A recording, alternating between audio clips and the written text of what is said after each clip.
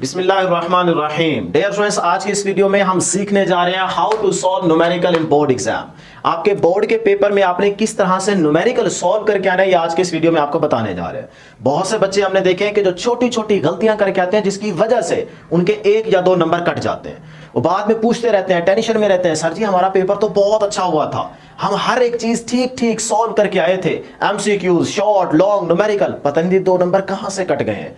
तो वो शायद गलती करके आते हैं न्यूमेरिकल को सॉल्व करते वक्त। तो वो गलती आपने नहीं करनी, चाहे आप क्लास 9th के स्टूडेंट्स हैं या 10th क्लास के स्टूडेंट्स हैं या फिर एफएससी क्लास 11th और 12th के स्टूडेंट्स हैं। आप तमाम स्टूडेंट्स के लिए एक शॉर्ट सी वीडियो बहुत ज्यादा इंपॉर्टेंट है।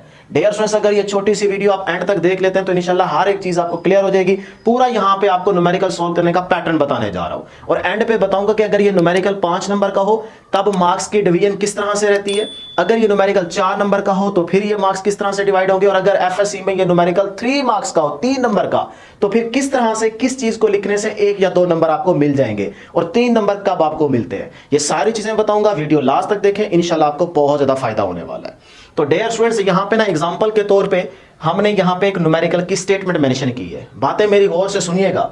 डियर स्टूडेंट्स, जिस तरह आप देखते हैं ना आपके पेपर में सेक्शन 2 लॉन्ग क्वेश्चन वाला जो पोर्शन होता है उसमें क्वेश्चन नंबर 5, 6, 7, 8, 9 मेंशन होते हैं। तो इस तरह से आपके पास सपोज करें क्वेश्चन नंबर 6 है जिसका ए पार्ट थ्योरी का होगा और बी पार्ट क्या है, न्यूमेरिकल। ये आपके सामने स्टेटमेंट है। अब आपने न्यूमेरिकल को किस तरह से सॉल्व करना है ये गौर से देखते जाए। सबसे पहली चीज जो बहुत सारे बच्चे गलती करते हैं कि क्वेश्चन नंबर 6 मेंशन ही नहीं करते, डायरेक्ट लॉन्ग क्वेश्चन की मेन हेडिंग पीछे चल रही होती है उनकी, देख के आ रहे होते हैं, आगे सिर्फ पार्ट बी ए ऐसे लिखते जाते हैं। ये गलती आपने नहीं करनी। प्रॉपर आपने क्वेश्चन जो आपने अटेम्प्ट करना है उसके दोनों पार्ट्स मेंशन करने हैं और क्वेश्चन नंबर भी मेंशन करना है। तो आप यही क्वेश्चन नंबर यहां पे हेडिंग मेंशन करेंगे। ये है आपके सामने वो पेज जिसके ऊपर आपने न्यूमेरिकल को सॉल्व करना है। तो गौर से देखते जाए। आप सबसे पहले ना उसी क्वेश्चन नंबर 6 की हेडिंग मेंशन करेंगे। ये है जी आपके पास क्वेश्चन नंबर 6। जो बच्चे कहते हैं ना जी हमारी अच्छी राइटिंग नहीं है इसलिए शायद हमारे नंबर कट जाते हैं, डियर स्टूडेंट्स, ऐसा बिल्कुल भी नहीं है, वो दौर खत्म हो गया। अगर आपने बिल्कुल नीट एंड क्लीन सीक्वेंस में आंसर लिखा हो और बिल्कुल ठीक लिखा हो तो हो ही नहीं सकता कि आपके नंबर कट जाए, आपको नंबर पूरे मिलेंगे।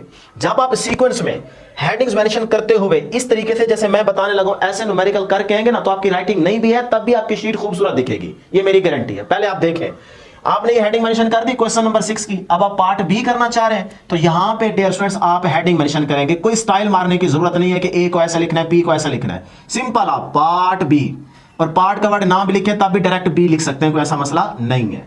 तो ये आ जाएगा डियर स्टूडेंट्स पार्ट बी इस तरह से, ठीक है जी। अब आपने न्यूमेरिकल को सॉल्व करना है तो आपको स्टेटमेंट दोबारा लिखने की जरूरत नहीं है, टाइम वेस्टेज है। आप डायरेक्ट हेडिंग मेंशन करेंगे सोल्यूशन की। कुछ बच्चे होते हैं डायरेक्ट डाटा लिखते हैं फिर उसके बाद हेडिंग देते हैं सोल्यूशन की। भाई सोल्यूशन स्टार्ट हो जाता है जब आप डाटा लिखते हैं ना, गिवन डाटा, ये सोल्यूशन में ही काउंट होता है। तो ये देखिए आपने ऐसे करना है। मैं तो रेड यूज कर रहा हूं ना यहाँ पे, आपने सिर्फ ब्लू से ही हेडिंग मेंशन करनी है मार्कर से। तो यहां पे आप हेडिंग मेंशन करेंगे डियर स्टूडेंट्स सोल्यूशन की। ये देखें ऐसे, इंशाल्लाह खूबसूरती आपकी शीट पे आती जाएगी। देख रहे हैं सोल्यूशन इस तरह से डियर स्टूडेंट्स। आप इसके नीचे बारीक सी हल्की सी लाइन भी लगा देंगे। लो जी सोल्यूशन की हेडिंग आ गई। अब आप मेंशन करेंगे बाय गिवन डाटा या डायरेक्ट डाटा, इसमें कोई मसला नहीं है। ज्यादा जरा वर्डिंग लिखेंगे तो ज्यादा अच्छा लगेगा शीट पे। तो बाय गिवन डाटा, लो जी इस तरह से आप हेडिंग मेंशन करें। इसके नीचे भी अगर आप छोटी सी लाइन लगा देंगे तो बहुत अच्छा हो जाएगा स्केल से, ठीक। अब आ जाए जी गिवन डाटा मेंशन करते हैं यहां से। अब मैं आपको समझाने के लिए डायरेक्ट बताऊंगा, न्यूमेरिकल नहीं पूरा समझा रहा, सिर्फ तरीका बता रहा हूं, पैटर्न कि आपने न्यूमेरिकल को इस तरह से सॉल्व करना है।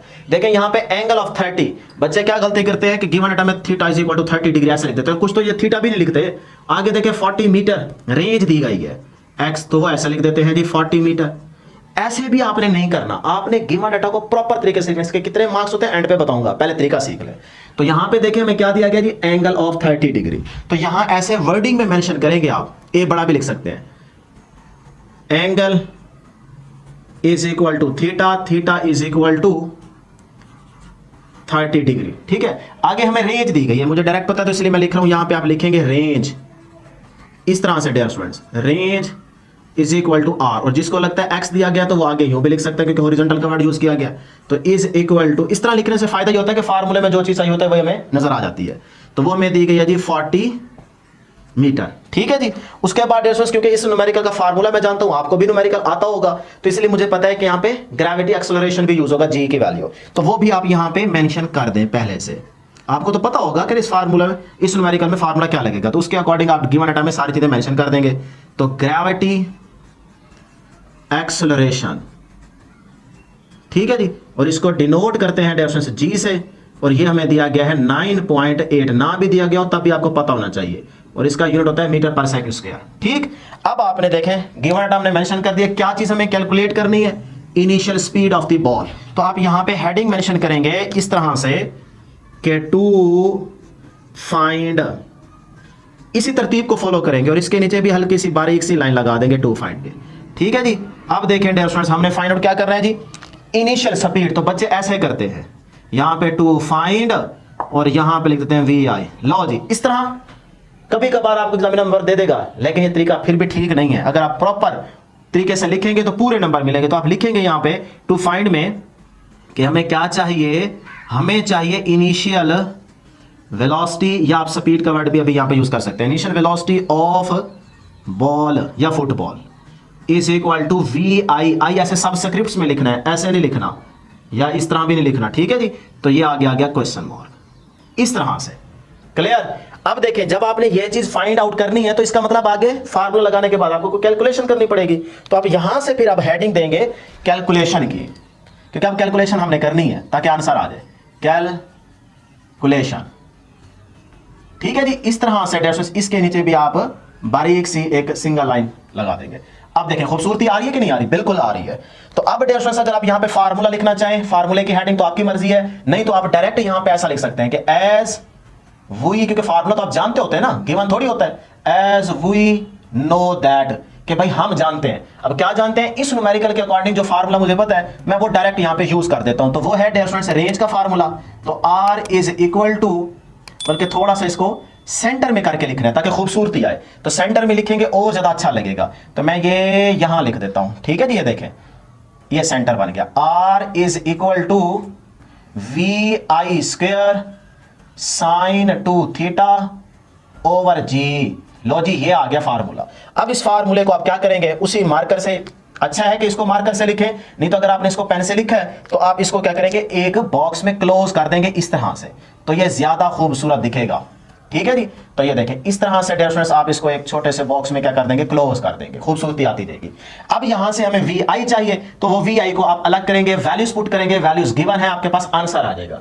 जो डियर स्टूडेंट्स आपने आंसर लिखना है ना, अब वो भी जरा याद रख लें कि सिर्फ आंसर निकाल के नहीं आ जाना, बल्कि आप यहां पे हेडिंग मेंशन करेंगे रिजल्ट, रिजल्ट्स या रिजल्ट।